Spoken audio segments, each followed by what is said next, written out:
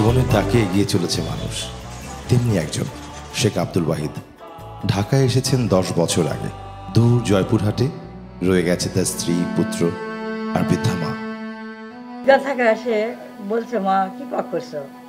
বাবা সেমাই। মা আমাকে একটু সেমাই দাও মা।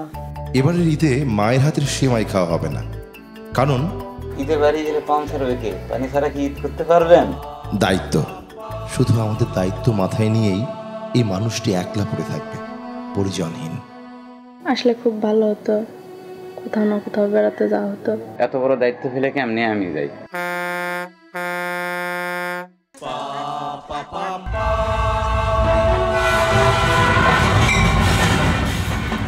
ঠিক এমনই অবস্থায় ওয়াহিদ সাহেবকে চমকে দিতে গ্রামীণ ফোনের পক্ষ থেকে আমরা তাকে না জানিয়ে তার পরিবারকে নিয়ে আসি তার কাছে। সুইচ টিপ দিলে যদি হুট করে বাড়ি যাইতে পারতাম তাহলে খুব ভালো লাগতো। বাবা,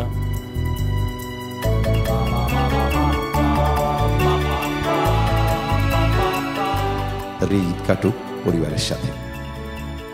জীবনের ডাকে নিশ্চিন্তে এগিয়ে চলুন। সবাইকে ঈদের শুভেচ্ছা। গ্রামীণ ফোন।